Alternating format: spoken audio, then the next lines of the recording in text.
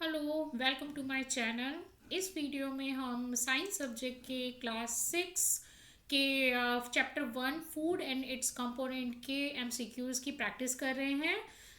यहाँ से इन एमसीक्यूज से आप 10 to 20 मार्क्स कवर कर सकते हैं और इनके एक्सप्लेनेशन से आप अपने नोट्स भी बना सकते हो।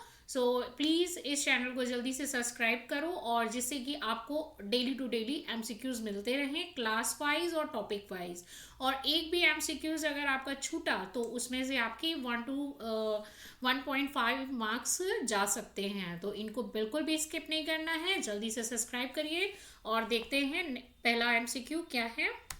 फर्स्ट है विच vitamin is good for eyesight. Eyesight मतलब आंखों के लिए कौन सा वाइटामिन जो है सबसे अच्छा है। तो ऑप्शन ए है वाइटामिन ए, बी है वाइटामिन बी, सी है वाइटामिन सी एंड डी है वाइटामिन डी। बताइए जल्दी से आंसर लॉक करिए। आंखों के लिए कौन सा वाइटामिन बोला जाता है? Yes, vitamin A. देखो, विटामिन आपकी बुक में बहुत सारे एनसीईआरटी में दिए हुए हैं। आप एनसीईआरटी पढ़ रहे हैं, कोई भी बुक पढ़ रहे हैं तो उसमें बहुत सारे विटामिन दिए हुए हैं।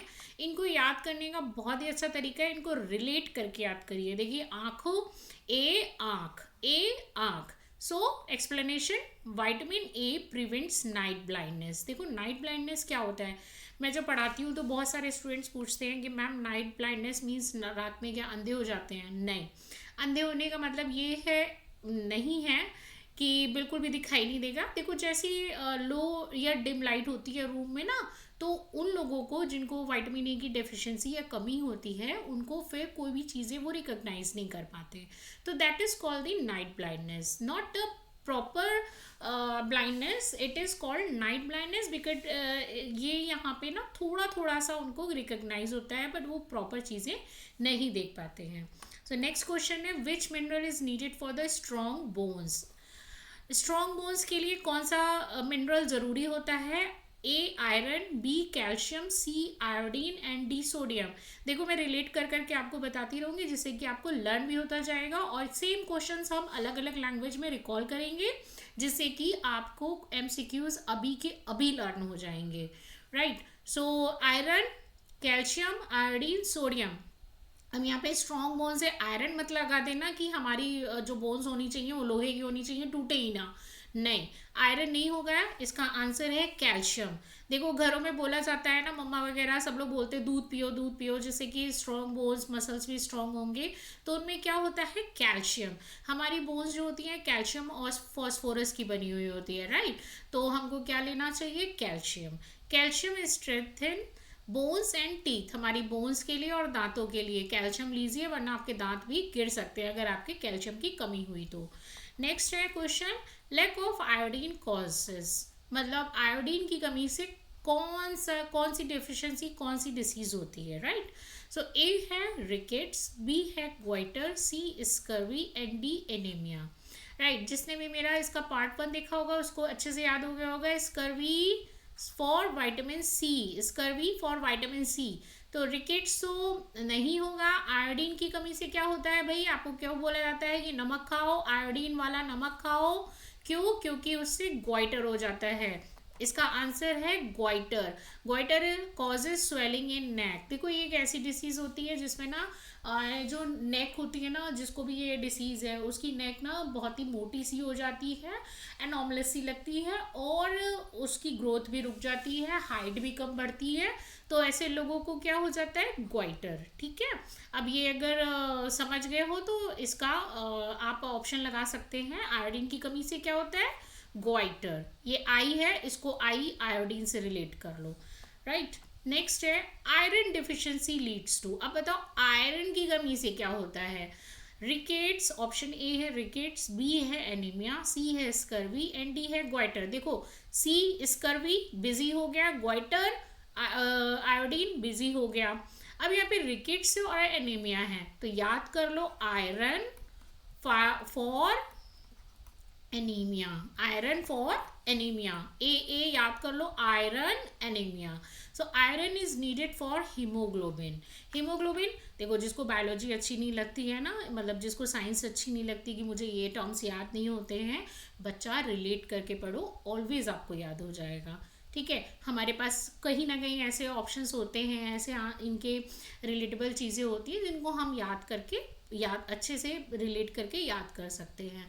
So iron for anaemia, for haemoglobin, और डिफिशिएंसी कॉजेज वीकनेस. देखो बच्चा, यहाँ पे ना ब्लड हमारी बॉडी में, आपको पता है कि पूरी बॉडी में ब्लड कहीं पे भी काटो खून निकलेगा.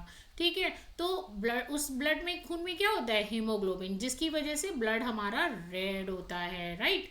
सो हीमोग्लोबिन, अगर हीमोग्लोबिन कम हुआ तो रेड कैसा हो जाएगा. अगर आयरन की कमी हुई तो हीमोग्लोबिन हमारा हीमोग्लोबिन कम होगा, और हीमोग्लोबिन कम हुआ ना तो ब्लड हमारा ऑरेंज या वैसे रेड सा, थोड़ा प्रॉपर रेड नहीं दिखेगा.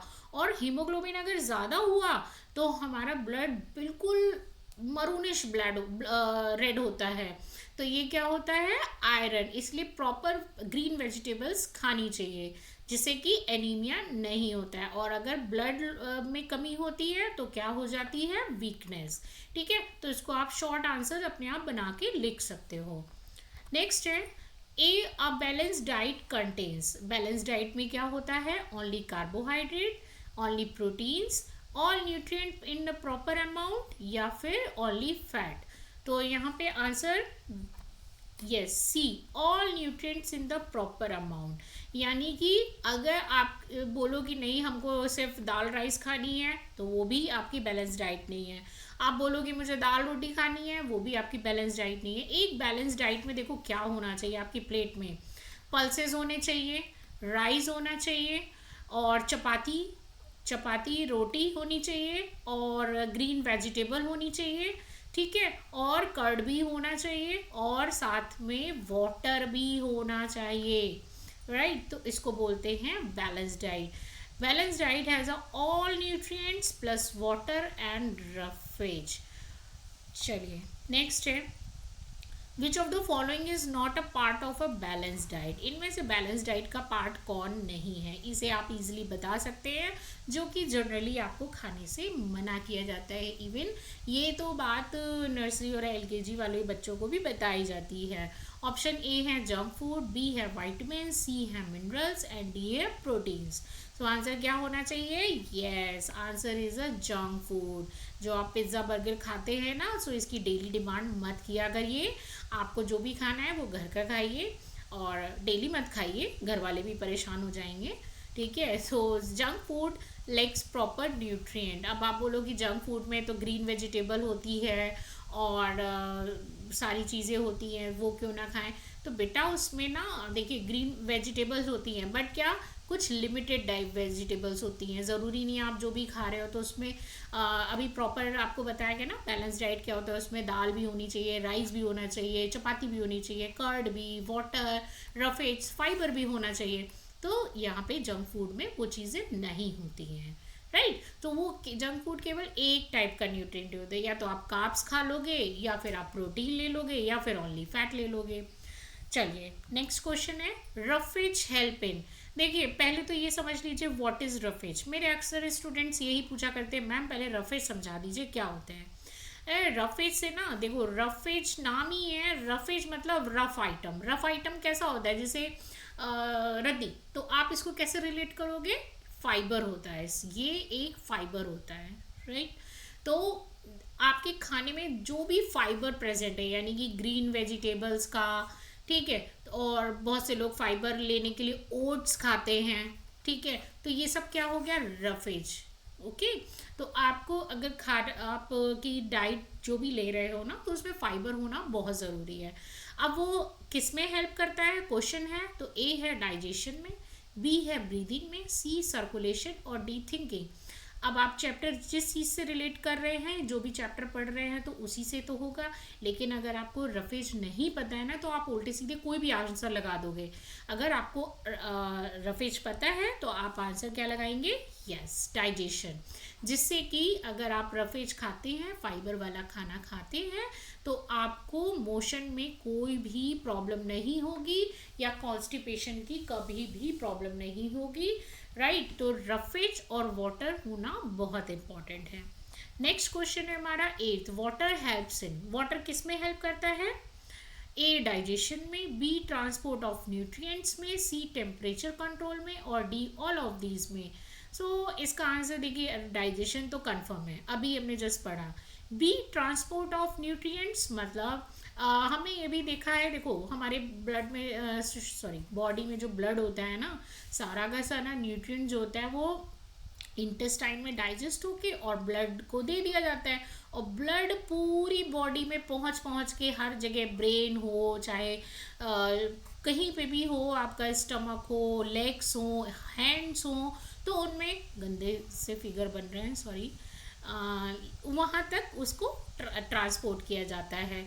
तो भाई ब्लड में क्या होता है, वाटर भी होता है, हीमोग्लोबिन भी होता है, तो वहाँ पे भी ब्लड की बहुत ज़रूरत है।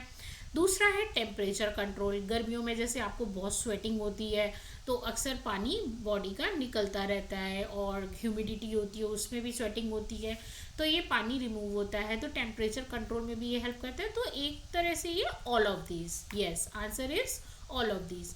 Water is essential for many body function, right. Excretion में भी हेल्प करता है, डाइजेशन में भी हेल्प करता है, ब्लड सर्कुलेशन में भी हेल्प करता है, तो water is very important.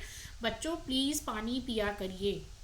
Next है lack of vitamin D causes. Vitamin D की कमी से क्या होता है, चलिए स्कर्वी को तो हमने बिजी कर दिया, बताओ जल्दी से विटामिन कौन सा विटामिन लगता है स्कर्वी के लिए, कमेंट बॉक्स में जल्दी से लिखो अगर आंसर आता है तो। अभी जस्ट मैंने रिकॉल कराया विटामिन सी।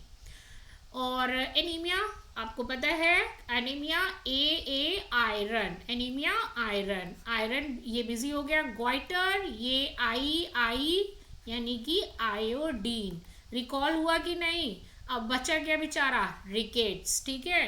तो विटामिन डी से क्या होता है, rickets, bone become weak and soft. तो हमारी बोन्स जो हैं, अगर किसी पर्सन को भी, मेरी नहीं, किसी भी पर्सन को अगर विटामिन डी की डेफिशिएंसी है तो उसे क्या हो जाता है, रिकेट्स। इसमें क्या होते हैं, जो बोन्स होती हैं ना वो बहुत ही वीक और सॉफ्ट हो जाती है। सॉफ्ट का मतलब ये नहीं कि वो पिलो बना के लेट जाओ किसी को भी, नहीं, सॉफ्ट का मतलब ये है कि जैसे वो ब्रिटल होने लगती है, टूटने सी लगती है। किसी का ब्रिटल टीथ देखा है आपने कि वो थोड़ा थोड़ा सा टुकड़ों में टूटता है, तो इस तरीके से बोन्स जो हैं वो वीक हो जाती हैं और सॉफ्ट हो जाती हैं। ओके, एंड द 10th है night blindness is caused by the lack of. Night blindness हमने डिस्कस किया था, मतलब देखिए क्वेश्चंस देखिए किसी भी तरीके से आ सकता है, चाहे वो ट्रू फॉल्स में हो, फिलअप्स में हो या फिर एमसीक्यूज में हो। तो इन एमसीक्यूज से आपके ट्रू फॉल्स भी कवर हो जाएंगे, फिलअप्स भी कवर हो जाएंगे और एमसीक्यूज भी कवर तो होने ही होने हैं। So night blindness is caused by the lack of vitamin A, vitamin B, vitamin C and vitamin D. जल्दी से आंसर लॉक करिए, आप ऑलरेडी पढ़ चुके हैं, यस विटामिन ए। अच्छा चलो ठीक है, इसको रिलेट करके बताऊँ, विटामिन ए मतलब अंधेरा, ठीक है, और अंधेरे में क्या होता है भैया, नाइट ब्लाइंडनेस, तो affect vision in the low light. अभी भी अगर आपको याद करने में प्रॉब्लम आ रही है ना, तो मुझे कमेंट बॉक्स में लिखना, मुझे बताना आपकी प्रॉब्लम कहाँ है, तो मैं उसको ज़रूर कम करने की, ओवरकम करने की कोशिश करूँगी, राइट। क्योंकि जहाँ तक मैं जानती हूँ मेरे स्टूडेंट्स कभी भी साइंस में वीक नहीं पढ़ते हैं और ऑलवेज गुड मार्क्स लेके आते हैं। तो जो भी इस वीडियो को देख रहे हैं जल्दी से सब्सक्राइब करो और अच्छे गुड मार्क्स लेके आओ, और जब भी आपको टेस्ट वगैरह हो प्लीज़ मुझे जल्दी बताना, और किसी भी टॉपिक का हो तो बता देना, तो मैं उस पर MCQs दूंगी आपको, और आपकी प्रैक्टिस स्ट्रॉन्ग होगी, तभी आप उन जो भी क्वेश्चंस हैं ना उनको क्रैक कर पाओगे। Okay, thank you so much for watching this video. जल्दी से चैनल को सब्सक्राइब कर लो और फटाफट आगे के MCQs के लिए रेडी हो जाओ। चैप्टर पढ़ के रखना, क्योंकि हम MCQs की प्रैक्टिस करेंगे और साथ साथ लर्न भी करते जाएंगे। Thank you.